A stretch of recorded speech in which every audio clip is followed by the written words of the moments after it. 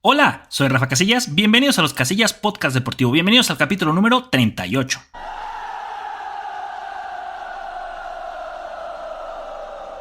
Deportes Olímpicos.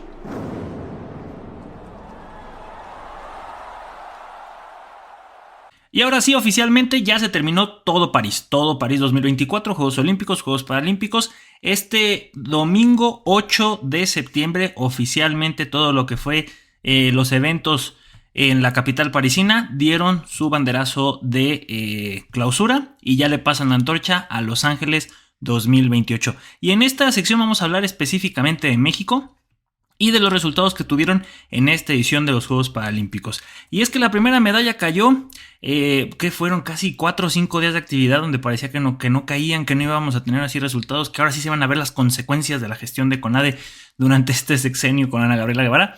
Pero ahí Aceves Pérez en la prueba de los 100 metros dorso en categoría S2 femenil consiguió la medalla de plata. En esta foto que ya hemos visto en muchísimas redes sociales y que lo repasamos en el capítulo anterior, donde está con lágrimas en los ojos, muy orgullosa, y pues bueno, fue la primera medalla para la delegación mexicana y viene de la natación, uno de los pilares de tanto Juegos Paralímpicos como Olímpicos. Después llegó el bronce en paratletismo con Rosa María Guerrero Cázares en lanzamiento de disco categoría F55 femenil. Ya comenzaban a llegar más medallas, ya empezaba a haber cosecha y eso daba gusto, que habíamos platicado en el capítulo anterior que por qué a diferencia de los apoyos y que pues realmente ambos estaban en situaciones parecidas, tanto atletas olímpicos como paralímpicos, y aquí tenía mucho que ver el apoyo de la familia y también los paratletas lo han dicho, que realmente son sus seres cercanos a ellos los que siempre están atrás de ellos, que no digo que con los olímpicos no suceda, pero las historias de superación de muchos de estos atletas paralímpicos tienen muchos de ellos tomados firmemente de la mano a sus familiares. Después tenemos otro bronce en la paranatación con Ángel de Jesús Camacho Ramírez, este jovenazo que ya venía de haber ganado una medalla de bronce en Tokio en la prueba de los 50 metros dorso, también en la categoría S4, y fue figura en estos juegos porque no solamente se llevó una, ahorita vamos a hablar un poquito más de él. En el para taekwondo, Juan Diego García López en K44, menos de 70 kilogramos en el para taekwondo, ahí donde el taekwondo se decía que no estábamos sacando resultados, pues en paralímpicos no solamente hubo una, sino ahorita va a haber una segunda más que nos dio alegría el deporte del taekwondo, en este caso del para taekwondo. Otra plata es para Aide Aceves, esta vez en los 50 metros dorso, categoría S2 femenil. Seguíamos sumando también la natación, muy bien la paranatación que como digo es uno de los dos pilares junto con el paratletismo, y cuando estuvimos viendo los números de cómo le ha ido México en Juegos Paralímpicos, pues es más en el paratletismo donde tienen pues mayor cosecha, pero la paranatación esta vez dio muy buenos resultados. La otra medalla que habíamos platicado del para taekwondo, esta vez en la categoría K44 menos 80 kilos para Luis Mario Nájera Blishover, llegó hasta la final, lastimosamente no pudo ser de oro, y en este momento ya empezaban o sea, ya habían llegado las medallas, ya estaban cayendo al menos una que otra diaria, y eso era importante, pero no llegaba el oro y todavía faltaba un ratito. Después de ahí tuvimos un bronce también en paratletismo con Osiris Machado Plata, que fue de bronce su medalla en lanzamiento de disco en categoría F64 femenil. Otra también en paranatación, vuelve a aparecer aquí el jovenazo Ángel de Jesús Camacho, esta vez medalla de bronce en los 150 metros combinados en la categoría SM4. Y por fin llegó el oro en el paratletismo con Gloria Zarza Guadarrama con impulso de bala en F54. Segunda medalla para ella porque ya en Tokio había quedado con medalla de plata en la misma categoría, misma prueba, y ahora vino a París 2024 y se llevó el título olímpico.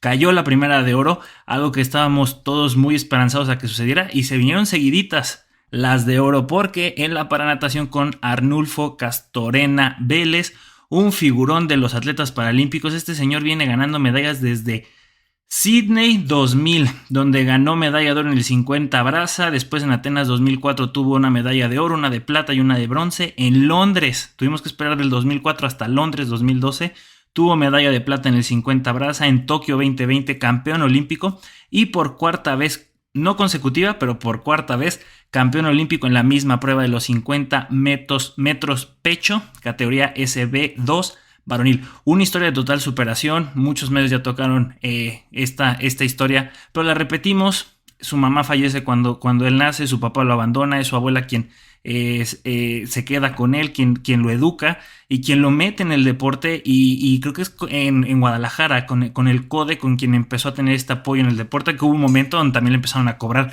derecho de piso, pero realmente es una historia de superación y vaya que ha cosechado muchísimo. Y acabo de ver, antes de comenzar a grabar este capítulo, un TikTok de una de sus hijas, me parece que es una hija, la que sí sube y dice: ahí está mi papá, ese señor que está llorando y que ganó esa medalla olímpica.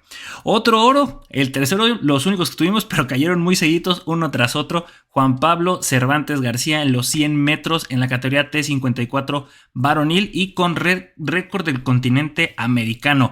Ahí estuvieron nuestros oros, ya respirábamos más tranquilos, pero todavía no acababa la cosecha. Una plata también muy importante y que en redes sociales se volvió, yo creo que viral, la respuesta que tuvo Gilda Guadalupe Cota Vera cuando le dijeron: oye, ¿qué sientes al haber ganado esta medalla de plata en el impulso de bala en la categoría F33 femenil?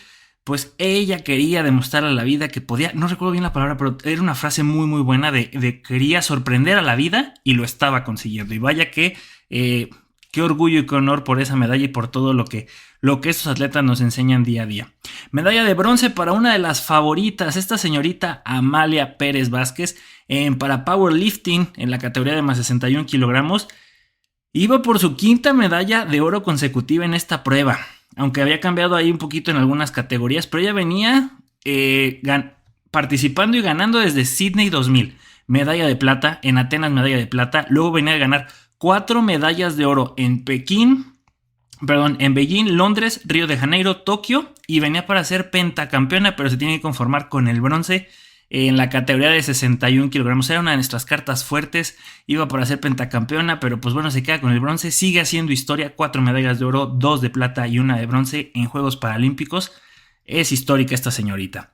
Después tenemos a Edgar Ulises Fuentes Yáñez, lanzamiento de jabalina categoría F54 varonil en paraatletismo. Otra medalla también a nada de haberse quedado con el oro, pero pues bueno, ahí sumando una plata que vale y sabe a oro.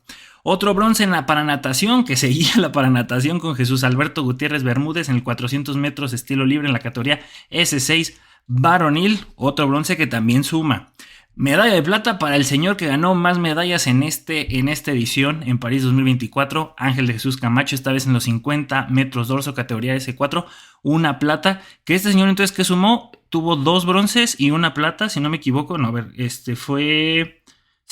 una plata y dos bronces, fue el mexicano que más medallas sacó en esta edición de Juegos Paralímpicos. Y finalmente en el powerlifting, en el para powerlifting con José de Jesús Castillo en la categoría menos 107 kilogramos, otra medalla para cerrar con broche de oro. Y así quedó el top 10 del medallero paralímpico. En primer lugar, la República Popular de China con 220 medallas, pero estos son datos sacados directamente de la página oficial de los Paralímpicos. 94 oros, son los oros los que cuentan, y los que cuentan más para el medallero.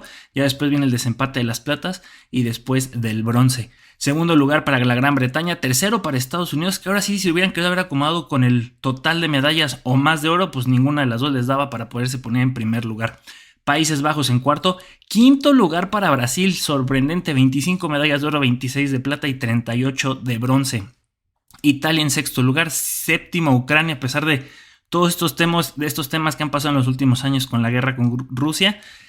Pues ahí están los ucranianos y sacando la casta. Francia en octavo lugar, los locales, a pesar de la localidad, no se pudieron meter en el top 5, pero creo que el 8 pues también no está nada mal.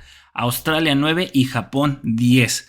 México, ¿cómo quedó al final? Pues bueno, la delegación paralímpica mexicana tuvo 8 bronces, 6 platas y 3 oros, que ya repasamos, y que de verdad enhorabuena, muchísimas felicidades y muchas gracias a todos los paratletas por habernos emocionados en estas, es que creo que no fueron 2 semanas exactamente, pero en este periodo que nos dieron de alegrías, y que de verdad ahora se viene otra resaca más triste, porque ahora sí París se acabó por completo. ¿Y dónde queda México en el medallero? Pues queda en el lugar número 30 con sus 17 medallitas, con sus 3 oros, 6 platas y 8 bronces, que esas A este nivel, pues sí, las platas y los bronces sí cuentan, y realmente México fue el mejor país que tuvo 3 oros. Ahí fue donde estuvo el desempate de las platas y los bronces, primero con las platas, pero bueno, Israel y Azerbaiyán pues, se quedan arriba de nosotros, aunque tuvieron menos medallas, pero tuvieron 4 oros cada uno de ellos. Y pues así es como se termina París, pero pues vamos a ver cómo quedamos en el histórico contra otras ediciones, porque es muy interesante que lo comparemos con las mejores ediciones, que sin lugar a dudas pues ha sido Argen 1980, donde se tuvieron 42 medallas, de las cuales fueron 20 de oro. Pero en la historia más reciente pues podemos hablar de Sydney y de Atenas, donde se tuvieron 34 medallas en cada una de estas justas, 10 medallas de oro en Sydney, 14 en Atenas. Entonces, si vemos también y lo comparamos contra Tokio, de la edición pasada que se tuvieron 7 oros y fueron 22 medallas en total, pues sí se ve una reducción en el desempeño de la delegación mexicana, porque solo tuvimos 17 solamente. No es uno de los peores Juegos Olímpicos. En Río de Janeiro nos fue peor, no se diga en Barcelona 92, donde solamente tuvimos 11 medallas y ninguna fue de oro. Nuestro mejor resultado fue una plata y 10 de bronce, pero pues en Tokio hubieron 7 campeones olímpicos y ahorita solamente tuvimos 3. Entonces, aunque fue una cosecha interesante, refleja también la crisis deportiva que hay en el deporte mexicano para los atletas olímpicos y paralímpicos. De ahí viene una llamada de atención, yo creo que a las autoridades y a este nuevo gobierno que viene con Claudia Sheinbaum. Habrá que ver si se quedan a Gabriela Guevara, si llega Moy Muñoz o si llega Rommel Pacheco. Quien llegue de verdad tiene que hacer ajustes y tiene que tener una estrategia fuerte, porque yo todavía sigo un poco indignado con cómo exhibieron a Ale Valencia con lo de los apoyos y que estaban estas reglas. Si con esos apoyos se consiguen esos resultados con tan pocos atletas, quiere decir que se tiene que invertir más. Y no solamente en lo económico, también hay que hablar en la parte teórica. Hay que actualizar a los entrenadores, en los equipos que tienen los atletas para entrenar, en las instalaciones que tienen que ser de primer nivel. Todo eso suma. Y aunque también hay otros atletas como en Alemania, Estados Unidos, Gran Bretaña, donde gusten, que se pueden quejar de algunos recursos que les hacen falta, creo que hay una diferencia entre eso de me falta y cuando vas ahí a esos países y los ves y dices, bueno, sí te falta, pero no estás tan como nosotros, ¿no? Ejemplo más claro, pues vemos que Brasil está en el top 5, terminó muy bien. Entonces, ¿qué le falta a México para llegar ahí? Y ya para cerrar esto, ahí esta imagen no se va a ver, ahí está, ya la acomodo un poquito más. Pues acabó París 2024. Una tristeza, pero también muchas alegrías que nos dejaron estos dos eventos veraniegos de los máximos. Es que para mí es el máximo evento deportivo que hay a nivel mundial. Reúne a tantos países, tantas delegaciones, tanta gente está representada ahí y hay tantas disciplinas que se cubren que debe ser una verdadera fiesta. Gracias a los atletas, a los equipos que estuvieron apoyando, a los mismos voluntarios, a los organizadores que tuvieron sus áreas de oportunidad, claro que sí, que tuvieron sus polémicas, también los tuvieron, pero al final se quedan como unos juegos para la historia y que dejan la vara pues alta porque tuvieron muchas cosas positivas y esas áreas de oportunidades que platicamos, seguramente Los Ángeles tomaron notas y van a tener ahí cuidado o van a poner mucho esfuerzo para mejorarlas. 4 años nos esperan para que lleguen Los Ángeles 2028. 3 al área, llega el centro, arriba. Ahora que comienza una nueva era con Javier Aguirre, la parte 3 es como el regreso del Jedi. Ahora sí, vamos a ver si ahora es la buena. Y atrás pues también viene su joven Padawan. Es una mezcla ahí de Star Wars, esta analogía que intenté hacer, ¿no? El maestro, el alumno, y pues que supuestamente a Rafa Márquez ya le prometieron que para después de 2026 él quedaría como el estratega de la selección mexicana. Pues tiene que aprender todo lo que pueda en este par de años antes de jugar la Copa del Mundo donde somos locales. Pero vamos a hablar de los entrenadores que han estado al frente de la selección nacional mexicana en los últimos 24 años, es decir, desde que cambiamos a este nuevo milenio. Y comenzamos con el Ojitos Meza. Por ahí hay una pequeña pausa que ahorita vamos a hablar más porque creo que, hay una pausa de que hubo un periodo ahí en el 2000 donde estuvo Hugo Sánchez, ahorita hablamos de eso. Pero me parece más interesante lo del Ojitos Meza porque no duró nada, del 2000 al 2001. y era el entrenador de moda. Él también lo dijo en su momento, yo no estaba preparado para la selección, ni siquiera quería llegar a la selección, y más que preparado era porque él en su plantel donde estaba en su momento, él estaba muy bien, pero es algo que pasa mucho aquí en México, llevan al entrenador de moda, y los jugadores, desde ahí ya había una mafia, ya estaban las vacas sagradas, y pasa generación tras generación porque no hay una autoridad realmente que los pueda controlar. Vamos a hablar de esos ejemplos porque hay muchos, pero los Ojitos Meza le tendieron la cama y le dijeron adiós. Entonces llega para salvar a la selección nacional Javier Aguirre en este periodo 2001-2002, para llevarlos a la Copa del Mundo de Corea-Japón. Llega como su primera etapa de salvavidas, porque Javier Aguirre jamás ha tenido un periodo completo de 4 años. Siempre ha llegado para suplir a algún director técnico que pues era la promesa y al final no cumple. Y en esta edición de Corea-Japón 2002, pues quedan eliminados en octavos de final por Estados Unidos, y él lo dijo en esta última rueda de prensa cuando llegó, que había 2 errores que había cometido muy grave en sus últimas 2 gestiones en Corea-Japón, que en ese partido contra Estados Unidos hizo un planteamiento experimental, no lo habían trabajado y pues él creyó que era el momento de hacerlo y pues no funcionó. Y el segundo, pues, ahorita lo platicamos. Después tenemos a uno de los últimos que sí tuvo un periodo completo, que estamos hablando del bigotón Ricardo Lavolpe, que llegó en 2002, se fue en 2006 y que tuvo 2002, porque luego dicen que digo 2012, 2002 al 2006. Creo que fue la última gran selección nacional mexicana que tuvimos. Realmente estaba fuertísima. Recuerdo Rafa Márquez, debutó Andrés Guardado, estaba Osvaldo Sánchez, estaba Ciña, en la delantera estaba Kikín Fonseca en su mejor momento, que para muchos era un tronco. La verdad que estaba en un gran momento que le valió para irse al Benfica. El Guille Franco, Omarcito Bravo, Pavel Pardo, Ricardo Osorio, que después recordarán que tras ese mundial se fueron al Stuttgart y fueron campeones de la Bundesliga en ese primer año que llegaron a Alemania. Fue una gran selección, y Rafa Márquez comparó mucho que el planteamiento que tenía Pep Guardiola en el Barcelona cuando recién llegó estuvo muy basado en lo que hacía el bigotón. Y le preguntaba mucho, oye, ¿cómo lo hacía Lavolpe? ¿Cómo trabajaba en esto? Y Rafa Márquez pues le daba retroalimentación y eso le ayudó bastante. Y Rafa Márquez siempre dijo que con él había sido el entrenador que en su momento como seleccionador nacional se había sentido más cómodo. Lastimosamente pues fueron eliminados también en octavos de final por Argentina. Lo que sí pudo hacer ahí el bigotón pues fue haberse llevado la Copa Oro del 2003. Ahora sí, Hugo Sánchez tuvo una pequeña etapa en el 2000, pero fue muy muy pequeña, de hecho, porque ahí llevó una base con el equipo de Pumas y él lo estuvo dirigiendo en la selección nacional en una Copa Oro, pero pues no duró mucho y la verdad es que le dieron, ahí fue en su momento para el Ojitos Meza, pero fue del 2006 al 2008 donde ya venía esta promesa, después de Ricardo Lavolpe, era el momento de que Hugo Sánchez lo hiciera, pero pues fue la eliminación que tuvo en el preolímpico lo que le costó ya la chamba y le dijeron muchas gracias, pero hasta aquí lo dejamos. Después de ahí no ha vuelto a ser el mismo porque también venía de una muy buena rachita, el bicampeonato con los Pumas. Pero pues sí lo ha intentado también en Europa y la realidad es que él sigue abierto a regresar tanto a la selección como al Real Madrid, que al Real Madrid pues nunca ha ido como tal, como entrenador, pero pues ninguna de las dos les da chance. Como interino, después de lo que sucedió del fracaso de Hugo Sánchez, llegó Chucho Ramírez, recordemos que fue el campeón del mundo con la sub-17 allá en Perú, y pues solamente duró 5 partidos donde tuvo 4 victorias y 1 derrota.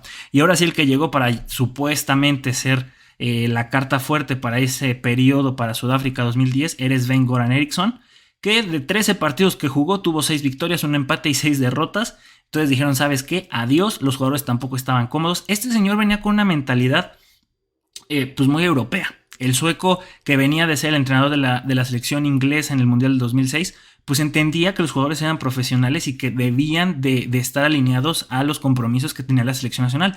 Pero la realidad era que no. Entonces, pues tuvo muchos temas de indisciplina, de que no respetaban su autoridad y pues por eso dijeron los dueños, ¿sabes qué? Creo que esto no va a funcionar, no te respetan, no te hacen caso, mejor volvemos a llamarle a otro salvavidas, pero en lo que decidían quién iba a llegar de salvavidas, pues teníamos a Efraín Flores, que llegó como interino, solamente tuvo 3 partidos al frente de la selección con una victoria, un empate y una derrota. Y después llegó en su segundo mandato Javier Aguirre, donde ahí aparte ganó la Copa Oro del 2009, único trofeo que tiene hasta el momento con la selección nacional. Y ahí pues llega al Mundial de Sudáfrica 2010, que dice que ahí su error fue que tras haber quedado eliminados por Argentina, que fue un partido robadísimo desde el inicio, y eso realmente desanima, que el resultado fue muy abultado a favor del albiceleste, pero pues hubo un clarísimo fuera de lugar y pues la honestidad y el fair play pues Argentina no se lo iban a dar.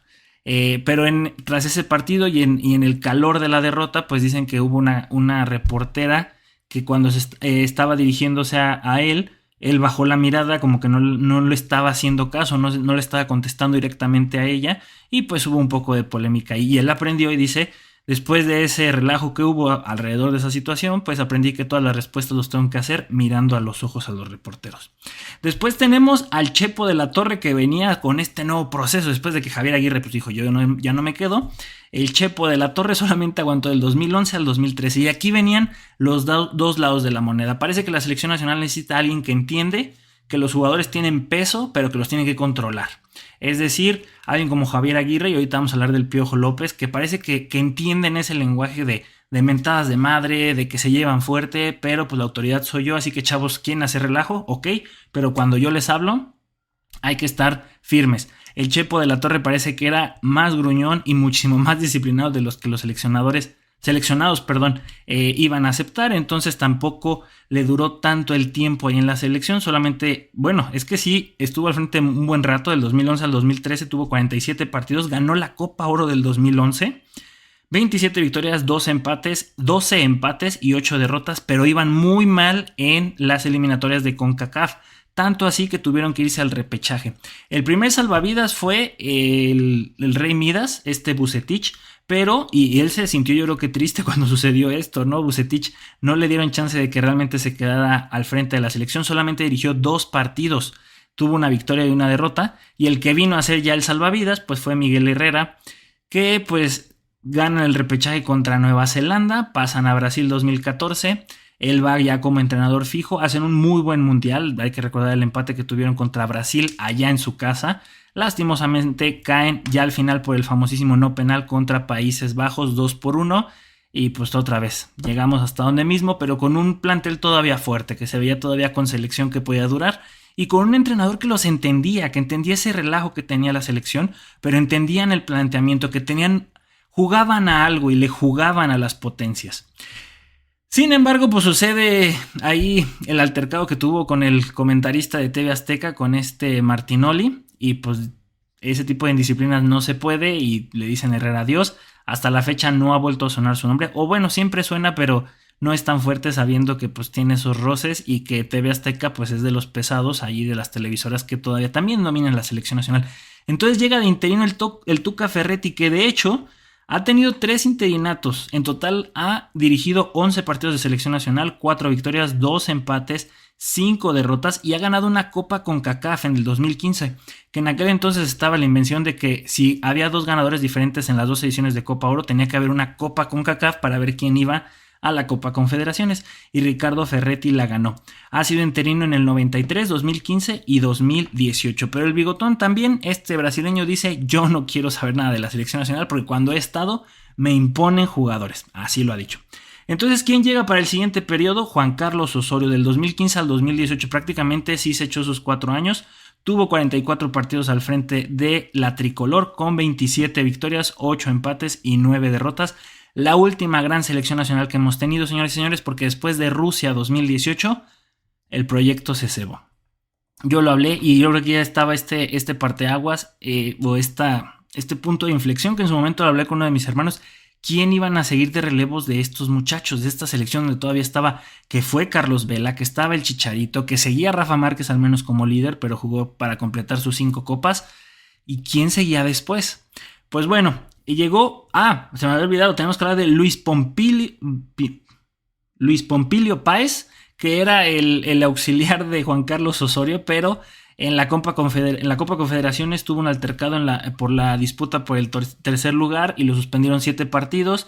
Entonces él quedó al frente y al final tuvo 8 partidos al frente de la selección nacional, donde tuvo 6 victorias, un empate y una derrota.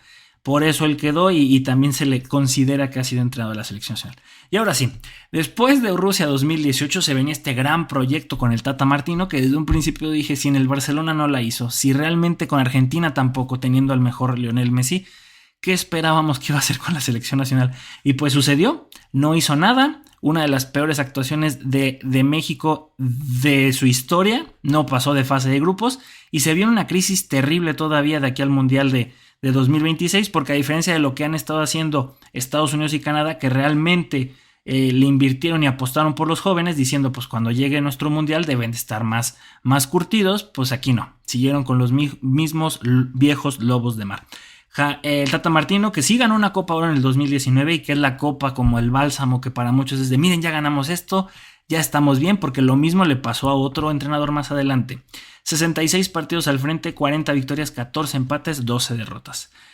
Vamos con otro argentino después del fracaso del Tata, con Diego Coca. Apenas estuvo 7 partidos al frente del tricolor, 3 victorias, 3 empates, 1 derrota y dijeron bye, no te entendiste con los jugadores, no les gustó cómo chambeas, hasta ahí la dejamos, pero vamos a traer a alguien que sí les cae muy bien, alguien que les cae excesivamente bien, que es nada más y nada menos que Jimmy Lozano, que viene de ganar la medalla de bronce en Tokio 2020 y que a los jugadores parece que le agrada cómo funciona este muchacho. Y les agradó tanto que pues indisciplinas, no había mucho entendimiento del sistema o a qué estaba jugando, tampoco modificaba durante los partidos, aunque no pudieran pasar del empate, pues él lo mantenía todo igual, cambiaba posición por posición sin ninguna variante y pues eso en el fútbol internacional, ahí está lo complicado, cómo puedes hacerle para que en tan corto tiempo con tus jugadores puedas tener ese abanico de variables para poderle jugar diferente a los rivales. Entonces le dijeron, ¿sabes qué? Te vas. Te puedes quedar como auxiliar de que vaya a quedar como director técnico al frente de la selección y después ya en el 2026 para adelante tú vuelves a tomar la selección nacional. Él no quiso y el que sí decidió hacer ese proyecto pues es nada más y nada menos que Rafita Márquez. Así está supuestamente apalabrado, no sé si en el contrato ya esté, pero cuando Javier Aguirre se vaya en el 2026, independientemente del resultado, Rafa Márquez es quien tomaría la batuta.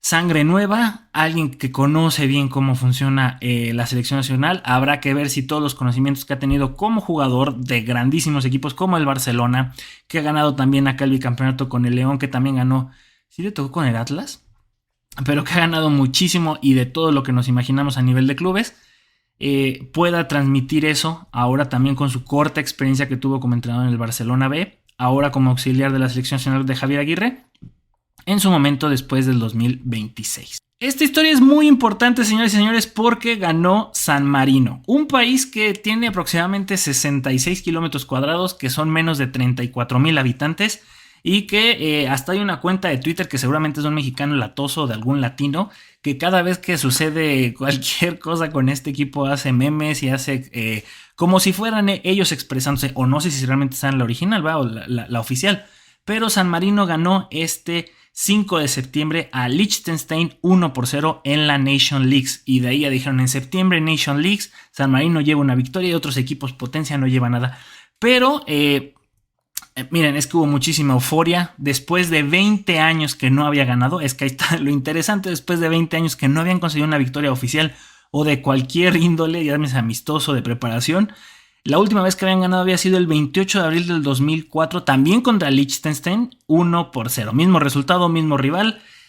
20 años después vuelven a hacerse con una victoria oficial. Pero el mundo ha cambiado mucho en los últimos 20 años y en el 2004 vamos a platicar un poquito de eso. En el 2004 Rafa Nadal estaba recién comenzando su carrera como profesional, no llevaba ningún Grand Slam y ahorita en el 2024 tiene 22 Grand Slams. La Roja, cuando España estaba en el 2004 apenas tenía una Eurocopa y ya también era lejana. En el 2024 tiene 2 mundiales y 4 Eurocopas, siendo la selección europea con más Eurocopas en la historia de esa competición.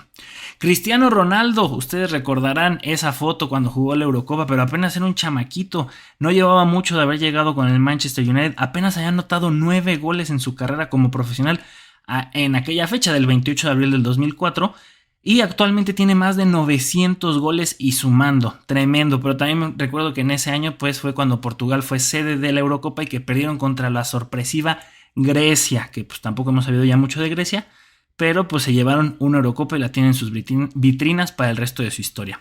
¿Recordarán ustedes quién es este chamaquito? Si no lo recuerdan, pues tampoco se preocupen, pero es nada más y nada menos que Jude Bellingham. Tenía apenas un añito en el 2004, ahorita en el 2024 ya es una estrella de clase mundial, ya ganó una liga en España, ya ganó también la Champions League y sigue sumando y seguirá sumando porque pues apenas tiene 21 años. El Real Madrid en aquel entonces tenía apenas 9 Champions League para el 2024 tiene 15. Es decir, que en estos 20 años, 6 Champions League se han sumado a las vitrinas del equipo merengue. Para el 2004, Fernando Alonso apenas tenía una victoria en Fórmula 1. 20 años después, 2 mundiales de piloto y 32 victorias. Se sigue esperando la 33. Y por último, nada más y nada menos que la señorita Alex Morgan. Apenas, más bien todavía le faltaban 3 años para debutar con la selección de Estados Unidos grande. Estaba con las selecciones menores y también estaba en la parte universitaria y apenas le iban a draftear. Y en el 2024 acaba de anunciar que se retira esta grandísima jugadora de la selección de las barras y las estrellas. Y pues así es como el mundo alrededor de estos 20 años, algunos detallitos, seguro hay muchos otros, pero cómo ha cambiado. Déjenme saber en todas nuestras redes sociales y en los comentarios qué otros sucesos cambiaron del 2004 al 2024, qué otras leyendas se forjaron en ese periodo o qué otros sucesos o eventos deportivos recuerdan que han cambiado. El efecto Ronaldinho-Beckham o Beckham-Ronaldinho. Esta es una historia muy padre que me encontré por ahí en las redes sociales y que me gustaría platicarles. Ustedes sabrán que ya en el 2003 Ronaldinho Gaucho era una figura del PSG. El brasileño venía de ser campeón del mundo en el 2002 y pues con los de París Saint-Germain la estaba rompiendo, al menos a nivel local. A nivel de Europa pues no tanto, pero sabían que era una gran estrella y muchos clubes estaban peleando por él. Y la principal pues candidata para poder comprar a Ronaldinho era nada más y nada menos que el Manchester United. Sir Alex Ferguson quería a este muchacho sabiendo que su estrella favorita, pues David Beckham, estaba siendo codiciado por el Real Madrid y Barcelona. Ahí estaba esa disputa. Pero resulta, y por lo que platican, que ya cuando Sir Alex Ferguson sabía que Beckham se iba a ir, pues también se enteró que el presidente que estaba en ese momento del Manchester United se peleó con el agente de Ronaldinho y se cebó ese movimiento y Sir Alex Ferguson se quedó como el perro de las dos tortas sin nada. Se le fue David Beckham, se le fue Ronaldinho y pues sí, Ronaldinho fue presentado ahí con ese joven Joan Laporta como con unos 20 kilos de menos y pues con el cabello todavía oscuro como se debe por la juventud y lo contrataban a la figura Ronaldinho Gaucho, mientras que David Beckham era presentado en el Santiago Bernabéu allá con los merengues haciendo a los galácticos. Entonces, ¿qué hizo Sir Alex Ferguson? Pues contrató a este chamaco, Cristiano Ronaldo. Apostó por una figura muy joven y dijo, pues vamos a hacerlo con esto. Ok, se me fue mi figura que está en su top y no pude contratar al jugador de moda, que se lo llevaron los culés. Pero este chamaco yo confío en él y va a sacar la casta por los Red Devils, se va a hacer una leyenda y pues no la regó. Mientras que del otro lado, ¿cuál fue el impacto que tuvo Ronaldinho al llegar al equipo culé? Pues que apadrinó a Lionel Messi y siempre lo ha dicho en muchísimas entrevistas, él era grande pero él sabía que Lionel Messi iba a ser más grande. Que yo tengo mis dudas y yo siempre he dicho que Ronaldinho no quiso ser el más grande, él tenía esa magia que aunque Messi la tiene, creo que Ronaldinho era magia pura, es creo que el último gran embajador del yoga bonito. Hay que recordar que todavía en el Mundial del 2006 habían estas campañas que hacía Nike, donde estaba Kaká, Kaká no salía en esos comerciales, pero sí estaba Ronaldo, Adriano, Robinho. Había una selección tremenda con muchísima magia y pues él era el orquestador principal. Lastimosamente fueron eliminados por Francia en los cuartos de final, pero creo que Ronaldinho pudo haber sido el más grande de todos. Pero al final, pues lo que le enseñó a Messi fue suficiente para también darle esas bases, sentar esas bases de una leyenda que pues al final sí fue. Y es que estos dos, independientemente de donde los hayamos visto jugar, sí en el Barça y en el Manchester United, sí también en los clásicos entre Real Madrid y Barcelona, sí ahora en el Inter de Miami y allá en Arabia Saudita, han sido dos de los más grandes de la historia del fútbol y esto es algo que yo quiero pues que conozcamos como el efecto Ronaldinho Beckham, que todo ese movimiento de fichajes al final impactó en la carrera de estos dos monstruos, de estas dos grandes leyendas del fútbol internacional. Oh, Blake Griffin! Basketball. Razzle dazzle! Oh, next level! Kevin Durant! Ya estamos a 7-8 semanas de que comience la nueva temporada de la NBA, la temporada 2024-2025, y hay que recordar que los Boston Celtics son los actuales campeones y me duele decir que sean los que ya otra vez son los máximos ganadores de este trofeo. Y claro que van a ser los favoritos a repetir, pero vamos a ver quiénes más pueden serlo. Si hablamos de los Boston Celtics, pues básicamente se han quedado con la plantilla titular con la que ganaron este campeonato. Tienen a Tatum, tienen a Porzingis, tienen a Jrue Holiday, y me parece que eso siempre es importante y que siempre sucede. Cuando tienes un equipo que ha ganado un campeonato, procuras que se quede la mayoría, salvo que sean los Chicago Bulls y después del segundo tricampeonato decidas, antes de que termine la temporada, decirles: después de esto se desintegra todo, y pues los Bulls no han vuelto a ganar, ni siquiera llegaron a las finales de la NBA. Así pasa, pero lo normal es que cuando son campeones, pues intentas que el equipo se quede lo más que se pueda. Aunque también hay que entender que el impuesto de lujo, el límite salarial, eso también obliga que conforme los contratos se van haciendo más chonchos, pues tengas que hacer movimientos.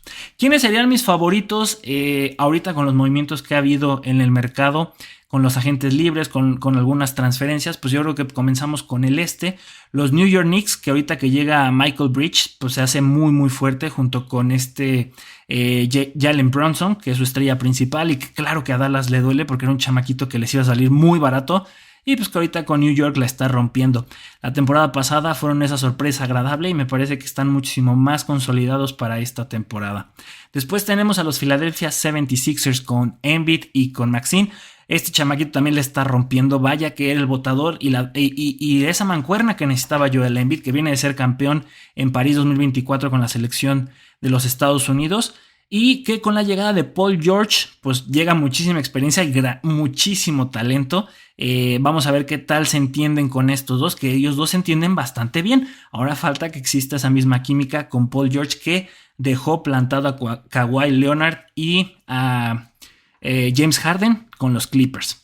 Y finalmente, y tal vez en un escalón más abajito, yo apostaría por Cleveland, ¿no? Con lo que está haciendo el señor Spider-Man y Harland. Y también hay que hablar de los otros jugadores, que creo que está Mobley allá atrás también en la foto, bueno, no se ve, pero los postes que tiene también son muy interesantes.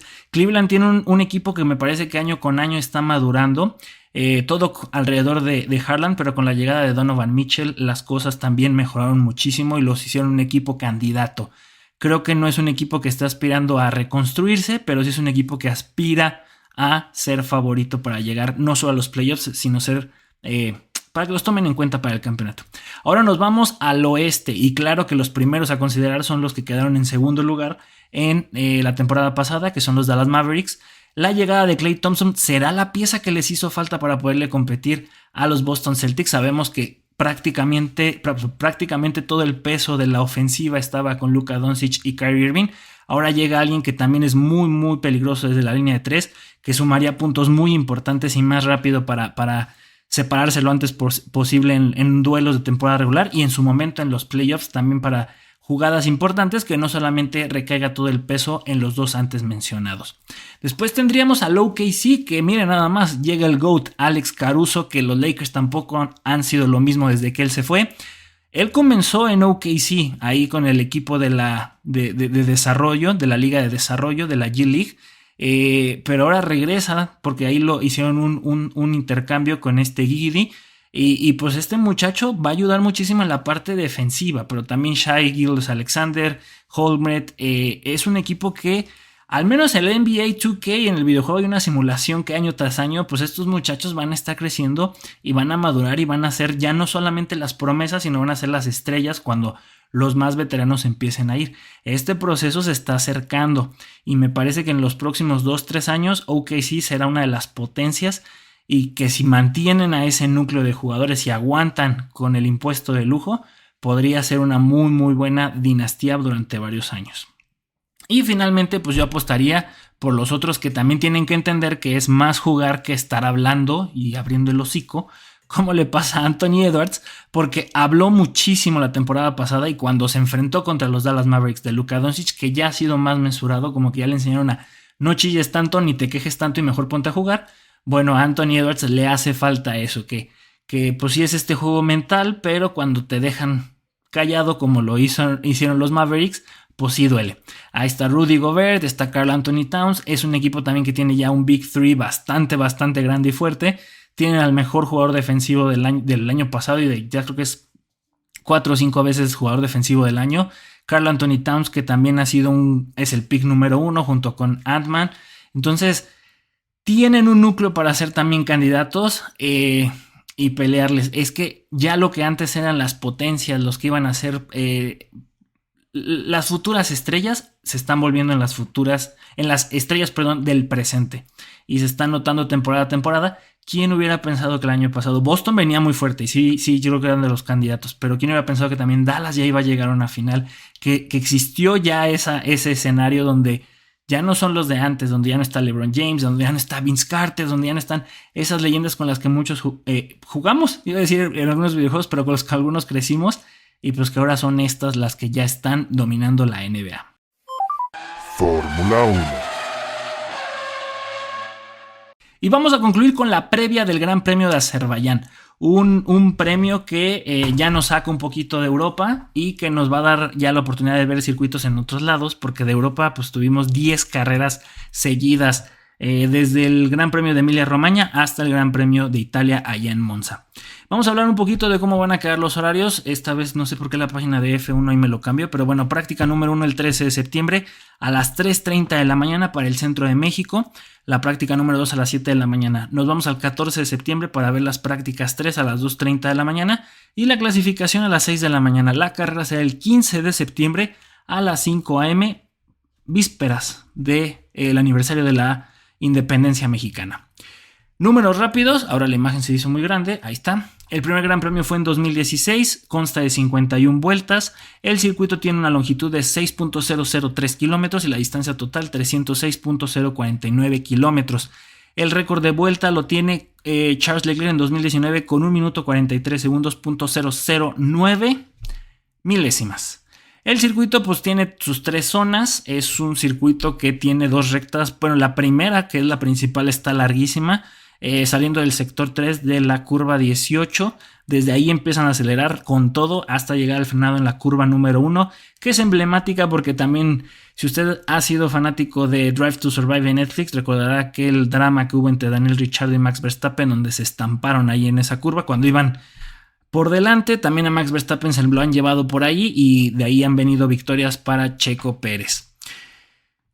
Ollie Bearman viene a sustituir a Kevin Magnussen, que de hecho tiene los mismos puntos que Kevin Magnussen, los consiguió cuando sustituyó a Carlitos Sainz y en solamente una carrera, mientras que Kevin Magnussen pues tiene también esos mismos puntos, creo que son 6, pues en lo que va de la temporada, pero por su penalización en su superlicencia es Ollie Bearman quien va a entrar a sustituirlo y correr junto con